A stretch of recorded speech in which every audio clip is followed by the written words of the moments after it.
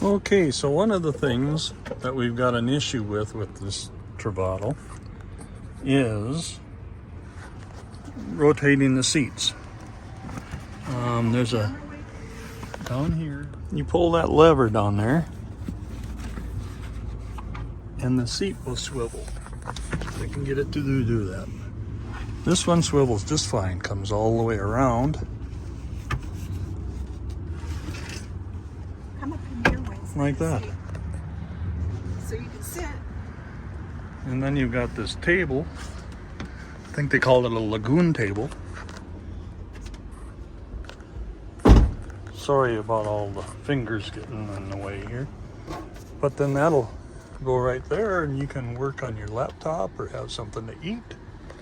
And then that chair. That's really where we work on all our YouTube videos when we're on the road. Yeah. Right? Right. And that chair swivels around, or it's supposed to swivel around. And then there's this table down here that will flip up, pull out, and it rests on here, and you can have a table all the way across here.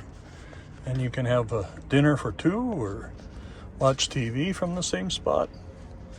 But let me show you what happens.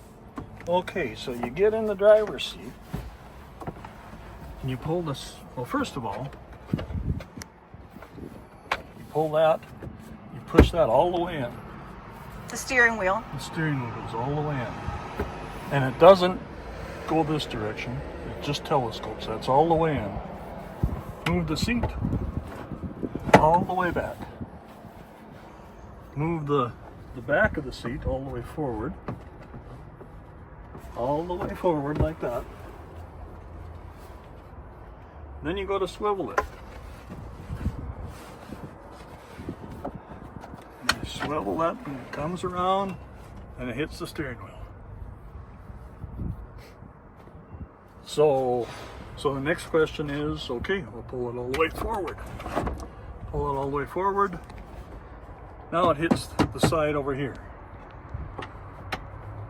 We'll go back with it to where it misses this, and it just about clears. I suppose you could go forward with it some now. But it still doesn't clear. Now it's up against the steering wheel and this. So it's useless. We can't use this table. We can't use the other table. We can't both sit here at the same time. It's wrong. From what I understand from talking to people and from what I've read, is they're supposed to swivel to the inside. It's supposed to turn, the front of the seat's supposed to swivel towards the middle. That one over there should too. It's wrong. So okay, the next step is I thought, well, it would be nice to have these fixed on our second leg of the trip here. So I called the RV dealership and told them what the deal was. I told them about an antifreeze leak we've got going on, and she says, okay, well, give me your VIN number and I'll call you back.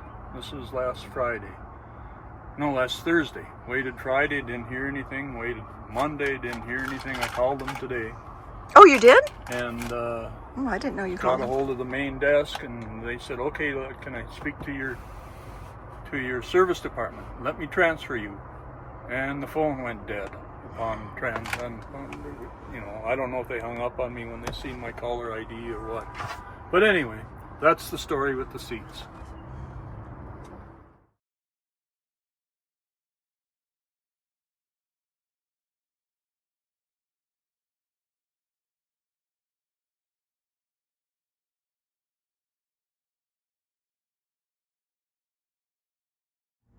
Okay, so it's called the Starlink Mini. And when we want to use that, I usually take Lily's little toy, put that on the dash, and a stocking cap, put that on the dash. And I know, that's redneck, isn't it? But you put that on the dashboard, with it a little bit of an angle. And they say it's best to have that pointed to the north. So we've been doing that, and it seems to work real good. We've had a couple issues where there's some tree branches, or if the van happens to be pointed to the south, it'll still work, but the performance is kind of skewed. And when we're done with it, we'll take it, and it fits perfect down here underneath the cup holder. Put that down there, take the excess cord and stick it underneath the floor mat. And then put Lily's bed up against there and you don't even know it's there. So Wayne, having Starlink, what has that done for us in our traveling? I mean, how much better is it? Before we didn't have Starlink, so how much better is it now that we have it? Well, I feel it's safer. You've always got communication. I mean, you can use over the internet phone calls if you need to. Any place where you don't have any internet, you've always got it. The downfall is it's not cheap.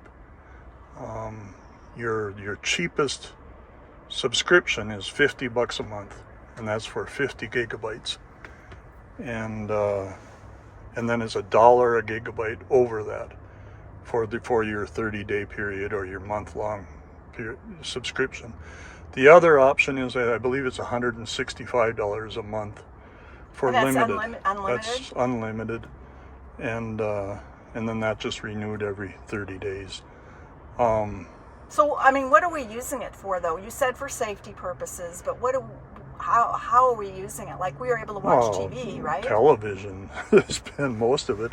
But then again, that was back when that storm was forming up in Nebraska and Oklahoma. We were able to look at storm radar, that big low pressure system they called the bomb cyclone was forming, and we were able to see where that was, what the timing was on it, and outrun that.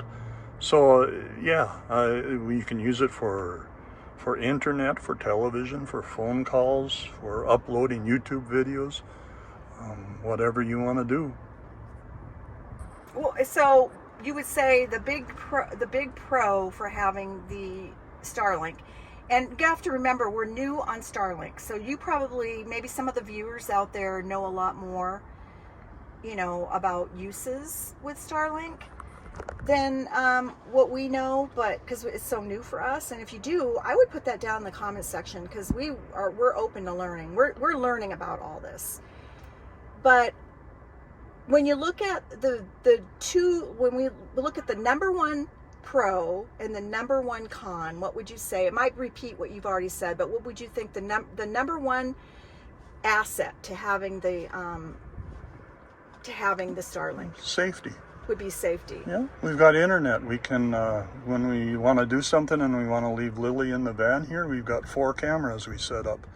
We can watch her from every angle that you can think possible. At night, if we're in a remote campground, there's no internet. I got these cameras on magnetic mounts that'll stick to the side of the van, and we can watch the campsite from 4 different angles.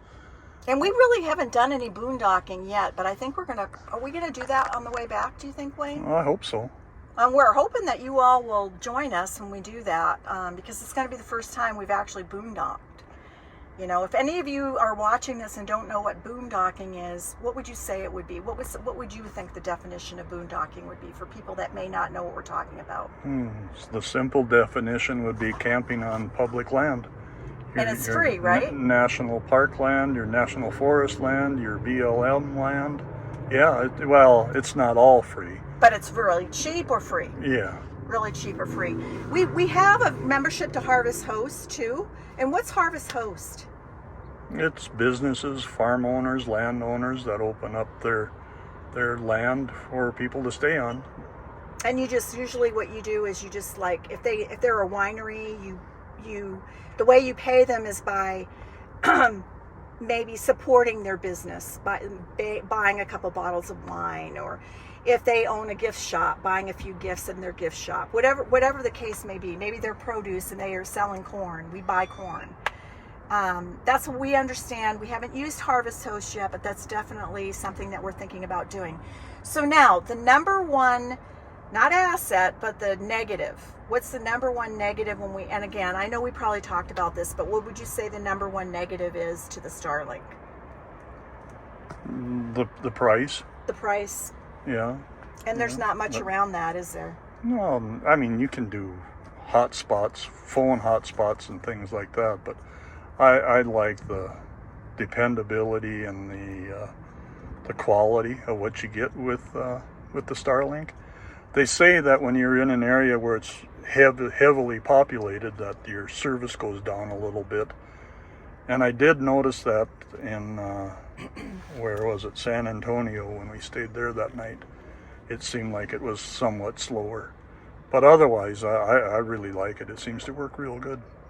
I know when you talked about putting the cameras up for Lily, our puppy, I know for me, you know, we never really used to go out to eat in an actual restaurant. We always used to eat in the car because we were always afraid to leave Lily. And I like the idea that we can eat out and we can watch her on a camera, or if we want to explore a town and go into stores that are not pet friendly, we can do that. And we don't have to worry about her. We put the air on for her and we can... I have 4 of these Blink outdoor cameras, and they're on a magnetic mount. And I'll put one right up there like that, and one on each side, one on the back, one on the front. Stick it on the side of the Forest Service campground's fire pit, wherever you got metal. The one thing we don't have though yet, Wayne, is a way to look at the temperature in the Yeah, van, we need right? to get a thermometer. And We're set going to it have to up. get a thermometer, but we do watch her on the camera so we can see how she is, and she does really good in the camper. And you can hear the air conditioner running Yeah. through the cameras, so you know that at least it's running. So. Yeah. But yeah, we need to get a thermometer and set up. So I guess that's it. I'm on Starlink. Yeah, Right? that's it. Can we do that?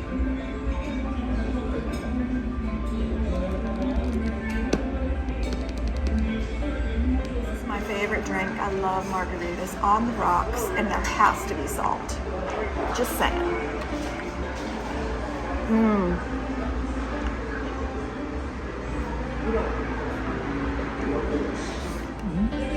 Enchiladas, and you got... I had 3 flautas, but I already ate one. It's so good. And I have guac, and I have salad and beans.